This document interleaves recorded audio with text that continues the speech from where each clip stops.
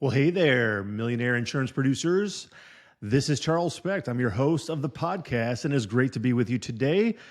I want to talk to you today about your prospects and how you can win more prospects by turning them into clients. Obviously, that's the goal. But here's really the issue, is that too very often, our prospects seem like they hate us. But I want you to just understand, even as the title of this podcast episode is going to be today, your prospects don't really hate you. Your prospects don't really hate you. But here's the flip side of that coin. Your prospects don't really know you. And that really is the issue. It's not that they hate you, it's that they don't yet like you. They don't know you. Back when I was just getting out of college, I took a job, and I took a job as a bill collector working for a collection agency. And that was a very, very challenging and difficult job. Certainly, I think for the first 3 to 4 months, I had never been cursed at so much in my life. Never been yelled at, never been laughed at, never been hung up on as much, never been seriously just flat out cursed at like I was back when I was a bill collector, calling on people to pay their dentist, whatever it was. In fact, there was even some of them where you had to actually give them a call so that they would pay the funeral parlor for the work that was actually done for their deceased loved ones. And it's amazing how many times I got cursed out just for that. But why I'm actually talking about this is because probably like for the first couple of weeks, man, I took it seriously. I took it personally. I really kind of felt like they were just, coming at me personally, that the things that they were thinking and saying and so forth, that it was really just directed at me. And so it was a challenge those first couple of weeks. But I had to really just kind of like stop and step back and realize that, you know what? It's not me. It's the situation. It's not me. It's themselves. It's them. They didn't have the money. They didn't have the time. They didn't have the resources. They were frustrated. Maybe there was just some kind of an argument back and forth or dispute in the actual bill or invoice, whatever it was. The issue was that the person on the other end of the line was taking it out on me, and I was having a difficult time with that. I wonder, when you're doing your prospecting, Mr. or Mrs. Insurance Producer, when you're doing your prospecting, do your prospects ever come across as rude? I bet they actually probably have. From time to time, I bet you have had a rude prospect from time to time. Whether that person says, don't call here anymore, we're tired of you insurance agents. They might even reply with an email that is fairly descriptive about what they think about you and the insurance process overall. But there's a lot of people who might actually respond that way. But after all is said and done, it's not you, it's them. It's absolutely them. Your prospects don't really hate you. That's what I want to talk about right now, but specifically how to turn that around in a way in which that they will start doing business with you. Because who cares if they hate you or like you? Frankly, who cares? The issue is whether or not they're actually paying insurance premium in which you are retaining commission dollars on those premium dollars. How do you get your prospects to like you and to not hate you? That really is the question that I want to talk about a little bit right now. And so here's the thing. The insurance buyer obviously doesn't know you. They don't like you. They don't trust you. They have no idea who you are and so forth. But they're probably going to tell you no. You will probably hear the majority of people respond to you either with silence, that is, they don't ever get back to you, or they respond to you with no. How many times have you sent out emails where there has literally been no response? How many times have you left voice messages for an insurance buyer and they have never responded back to you? How many times have you done that where the answer has simply been silence? I would suspect that's probably the main way in which the insurance buyers deal with you. They just deal with you by not dealing with you. They give you a lot of silence. But there's a lot of times in which the prospects will respond to you negatively. They'll respond to you negatively. And in one way or another, they will say no. They may say no with expletives. They may say no simply that they're not interested. Typically, the way that they're going to do that is not necessarily being rude, but what they're probably going to say are maybe a mixture of 2 or 3 things, okay? The main 2 that you will probably hear more often than not, these 2 objections, are really summed up into right now is not a good time, or we're happy with who we have. All of the objections, for the most part, can be put into those two buckets. Now's not a good time. In other words, we don't renew for another 7 months. We're not interested in meeting or talking about this right now. Or right now is not a good time. I'm in the middle of payroll. Or now is not a good time. I'm just not in the right frame of mind to deal with this right now. Whatever it is. The other one is we're happy with who we have. That is probably one that you hear a lot. It is probably the easier one to actually say if that is the insurance buyer's response to you. I want you to think about it this way.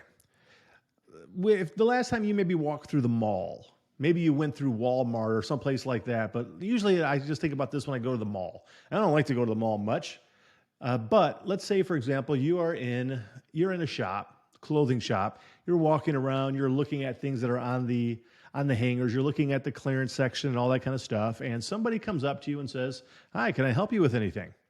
Right? So the worker walks up to you and says, "Can I help you with anything?" Now, 9 times out of 10, the average person responds by saying one thing in particular. Can you guess what it is? "No thanks, I'm just looking." "No thanks, I'm just looking." That's the typical response that is given to somebody who works there and says, "Is there anything I can help you with? Can I help you with anything? Would you like to try something on?" "No thanks, I'm just looking right now." Well, the answer really, or the truth of it is that you really aren't just looking. You're potentially there to buy different things, but the mere fact that somebody who works there could potentially be pressuring you into doing something starts to make you nervous. And so the easiest way to diffuse the situation is to say something, is to give an answer that you really haven't even thought through. It just almost automatically comes out. You almost automatically just say, "No, thanks, I'm just looking right now." But I want you to understand that that is typical, how your prospect is going to respond to you. When they respond, "Now's not a good time," or "We're happy with who they have," I can almost guarantee you 99% of the time they have not thought through that answer. They have simply allowed it to roll off their tongues because they just don't know what else to say.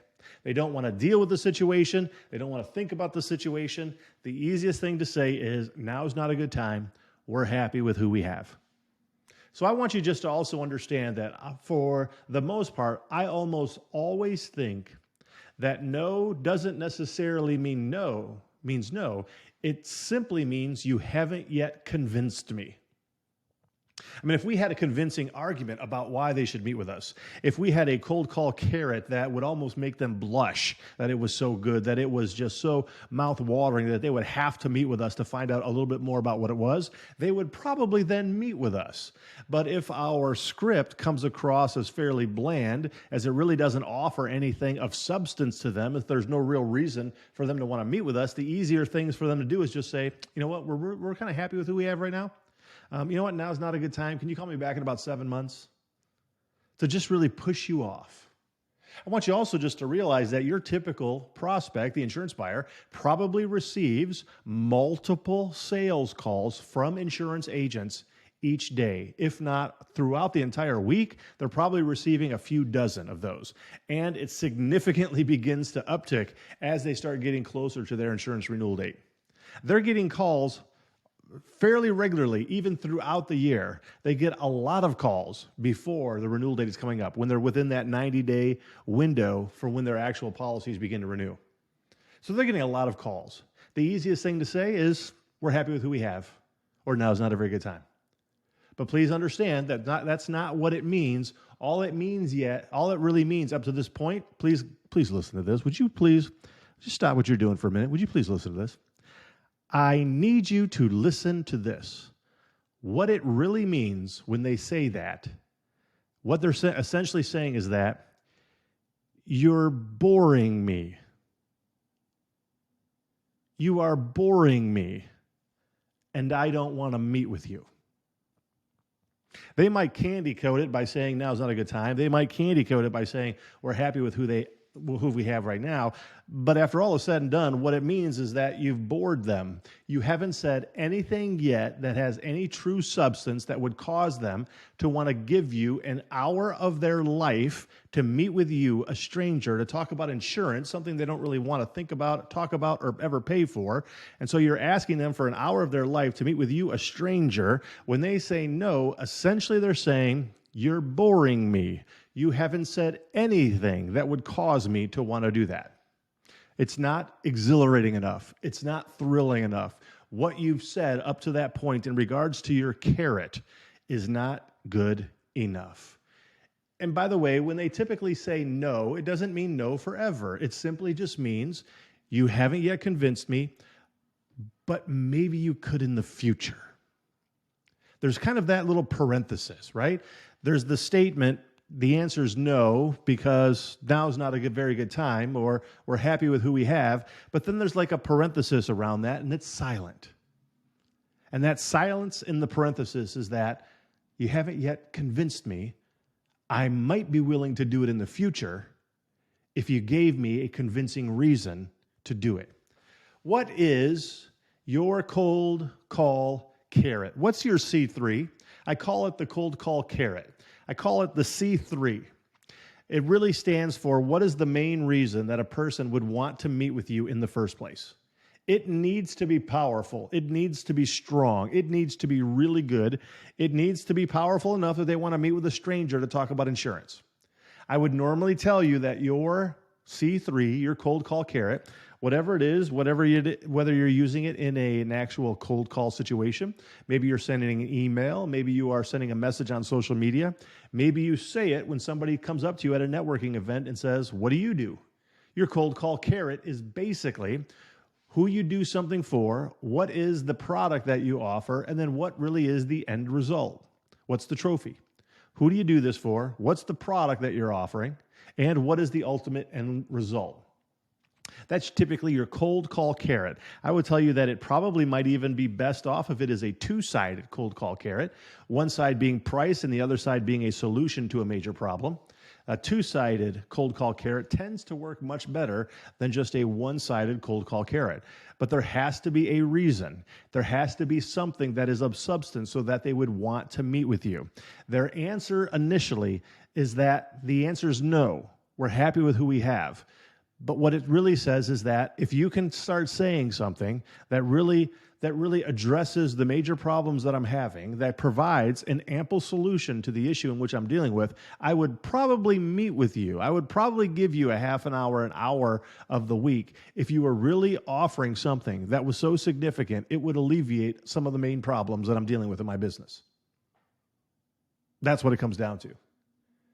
They don't really hate you. Your prospects don't hate you, even though they might come across as rude at times. For the most part, it simply just means that I haven't done a good enough job prospecting. I need a better carrot. I need a better carrot. You know what the cold call carrot is, right? It kind of represents that whole sort of that imagery of somebody sitting on the back of a donkey, for example, or just even standing off to the side, holding a stick out in front of the donkey. There's a string on the end of the stick. On the bottom of the string is a carrot. The donkey sees the carrot and starts walking towards the carrot because it wants to get it. But you're always holding it out in front, so it never gets it. But you're getting the donkey to do work. That's what the cold call carrot is. It is something that you dangle out in front of your prospect that looks so appealing that they have to have it, that they want to actually touch it, taste it, use it, utilize it, whatever it is. It has to be good enough to bring them to that point. What is your cold call carrot? If you had a good enough script based upon a cold call carrot that would cause them to blush because it is so good, they would meet with you. But they don't hate you. Your prospects don't hate you. They just don't yet know you. They just don't yet like you. And so it doesn't necessarily mean no. No doesn't mean that they would never meet with you. It means you haven't yet convinced me. Because they're probably going to be getting your product, your whatever insurance product that you probably have to offer, whether it's a general liability or workers' compensation or employee health benefits plan or dental or whatever it is, some life insurance. They're probably either right now at this moment getting that product from somebody else, another insurance agent, or they're going to be purchasing that product from somebody else in the very near future. So they're going to get it from somebody. It's just a matter of who.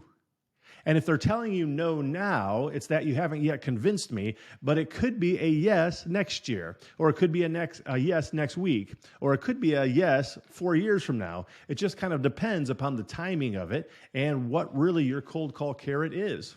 But they're typically getting the insurance product from someone. They're right now have an insurance agent probably offering it to them. But I also want you to think that there's a lot of reasons in which no can become a yes fairly quickly. There could be a situation where the owner, eventually decides to retire, and so the kids come in. And the kids come in, take over the business, and suddenly they want to change things. They want to update things. They don't want the same agent that their dad had for the last 25 years, so they bring in somebody different. Happens all the time. Happened to an account I was just on the phone with talking to an agent about this morning. Happens fairly regularly. There's a lot of mergers and acquisitions that take place out there. When companies purchase other companies, suddenly you might have now an opportunity that you didn't have in the past. Merger and acquisition. Maybe there's a change in the economy or a change in the marketplace overall, where suddenly something maybe that wasn't maybe as tantalizing in the past now suddenly seems like something they want right now, right away. So there could be a huge change in the marketplace, such as auto liability rates going through the roof in the state of Florida, or all various states. There's a lot of different reasons why there suddenly might be interest in the marketplace for them, instead of to say, no, I'm not interested, to say, yes, let's talk about it. But they don't hate you. There's a lot of reasons why they might be saying no at this moment, but it doesn't mean no forever. What it simply means is you have not yet convinced me. And so, for the most part, I would tell you that as insurance producers, we don't suffer from a sales deficiency. What we suffer from is a prospecting deficiency. We suffer from being incapable of actually convincing our insurance prospects that they should do business with us. That's the fact of the matter.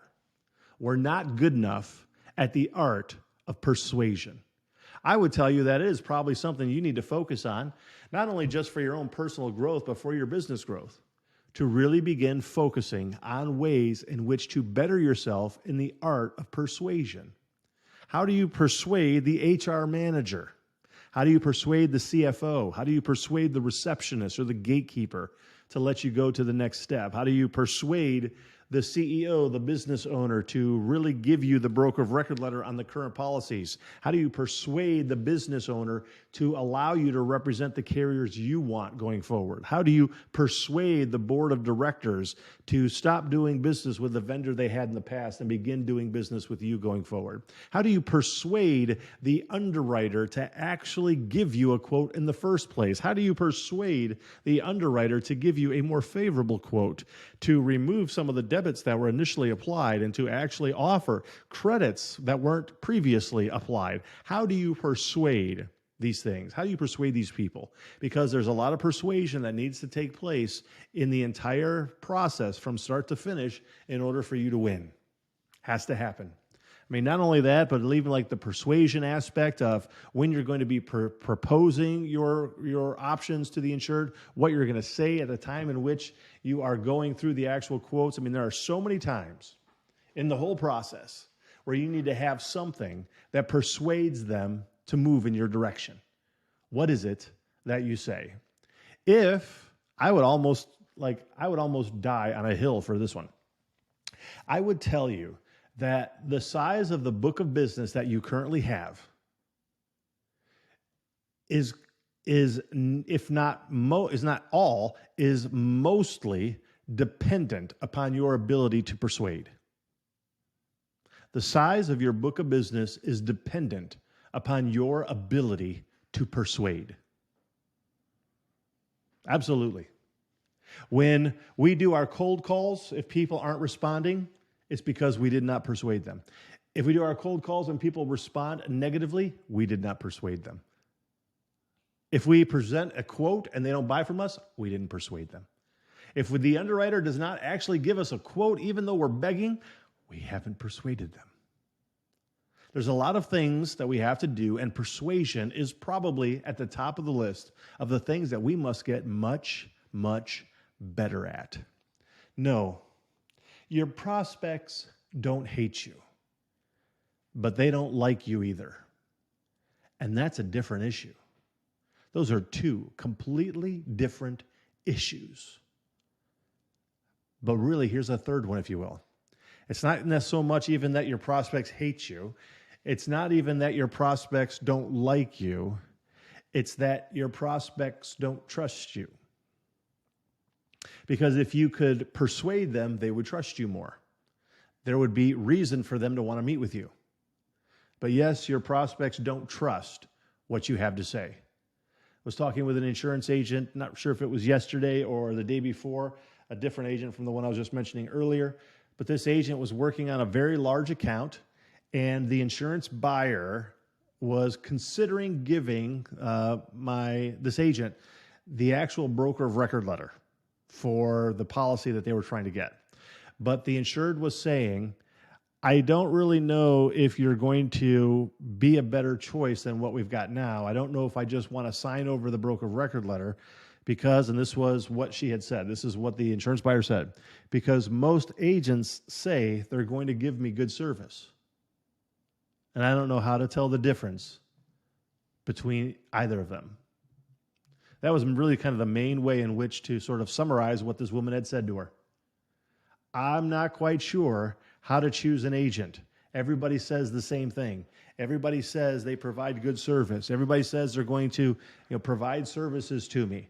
And for the most part, it tends to be verbal exercise that we haven't actually written down anything that the insured is going to get from us going forward. We've simply been providing verbal exercise up to this point. It's not that they hate us. It's not that they don't like us. It's that they don't trust us. The trust factor. We have to become trust agents, not merely insurance brokers. We have to become experts in the art of persuasion. We need to become not just merely producers. We need to become people who are experts in the art of persuasion. The more that you can persuade, the bigger your book of business is going to grow. The more clients you will get. You will be able to attract more clients. You will be able to retain more loyal clients. The better that you can get at persuasion.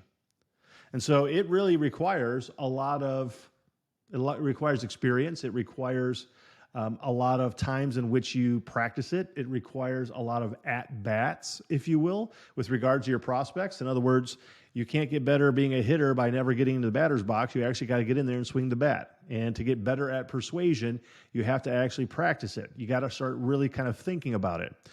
And when it comes down to the art of persuasion, it's not something that you merely react to. It's something that you are forward thinking about. In other words, before you're meeting with your prospects, let me ask you a question. Before you meet with your prospects, do you have all the questions already filled out on a piece of paper that you're going to ask all your questions about how to uncover problems? Problems with the current insurance carriers, the policies or the plan. Maybe the premium's been creeping up. Maybe there's a problem with the audit. Maybe there's a problem with the insurance personnel, or maybe we can uncover a problem with the claims adjuster who hasn't really done a very good job on closing claims or putting high reserves on something. Have you been able to uncover problems with the account manager, or the receptionist, or the supposed workers' compensation claims manager at the insurance agency who really hasn't done anything? Are you able to uncover issues with the insurance producer? Have they simply ghosted the insured for months at a time, or have they really fulfilled their promises on the services that they would provide? Do you have questions like that, designed to persuade them your direction rather than a different direction? Do you have questions written down that are really probing questions designed to uncover the pains and the problems that they currently have in their business and as well as in their insurance program? If you don't, you need to work on getting better at persuasion. If you do not have questions like that are already prepared, I would tell you that you're probably not anywhere close to what you could be in your book of business, because you need a lot of work in the art of persuasion. Your prospects don't hate you, Your prospects don't like you. Your prospects merely don't trust you. How are you going to fix that? What are you going to do? One way in which to fix that is to get better at it by exercise, to get better at it with role playing, to get better at it by simply hearing what other people are going to do about it. That's one way in which you get better at it. I encourage you to go to brokerofrecordletter.com and take a look at the 12X Commission Mastermind, which is a group of other independent agents out there from all around the country who are getting involved in the Millionaire Producer School digital course, who are involved in the twice per week live coaching sessions that I put on with them, and where we talk about these issues as well as a lot more about how to actually manage an appointment with an insurer to lead them down the path so that when you ask for the things you want, such as which carriers to represent or the broker of record letter on the current policies, you are in a much stronger position to get it. One of the easiest ways in which to get more reps, to get more at-bats, is to simply get the training that you need in order to push you in that direction. What if you had 12 consecutive months of training in one particular area of your business? Imagine how good you could get. Even if you could just get like 1% better, as we talked about this, 1% better every single week at the Art of Persuasion. A year from now, you'd be 50% better at being a persuader. Imagine what that would do to your book of business. Imagine what that would do to your appointment setting if you could get 50% better by just doing 1% extra per week over the course of a full year. Imagine what would happen. I encourage you to go check out the website, 12x.club, or simply go to brokerofrecordletter.com and check it out. Becoming a member of the 12X Commission Mastermind will help you secure more broker of record letters, build your book of business to $1 million or more, and will significantly help you getting better in the art of persuasion. But really, the choice is up to you. And I'll leave you with this. Are you happy with the results that you have gotten this last year? Are you happy with the results that you've gotten up to this point this year? If you feel like you probably didn't write as much business as you felt you could have or wanted to or maybe should have back in 2020, or you really haven't written the amount of new business you really wanted to here in this year, 2021, well, I want to tell you that it's likely because you have had no personal growth. You haven't grown in your ability to persuade. You haven't grown in your ability to set more appointments. You haven't grown in your ability to persuade the insured to fire their other agent and hire you. You haven't really figured out a way in which to increase the value differentiation that you're going to offer to your prospects. You haven't been able to grow in your ability to uncover pain in the relationship with the current insurance providers. You haven't become an expert at the art of competitive dethronement. You simply are just going through the motions. And if, this is a big if, by the way, and if you are happy or comfortable with the amount of new business that you wrote in 2020 or 2021 up to this point, if you are happy with it, then don't change anything. Just continue doing exactly what you've been doing because you'll continue to get the same results. But if you want to level up your game, if you want to actually become a student and an expert in the art of persuasion and build your book of business to $1 million or more, then you need to do something about it. You need to actually take action. You have to. Otherwise, you will, by default, receive the exact same benefits and outcome that you have had in the past. Invest in yourself. Invest in yourself. A small investment of time and money up front will have tremendous dividends for you both now in the present as well as into the future of your entire career. Hands down, without question. But you have to actually do something about it. Brokerofrecordletter.com. My name is Charles Specht. I am the principal and founder at Permission Network, where I teach and train insurance producers how to build a $1 million or more book of business. This is the Millionaire Insurance Producer Podcast.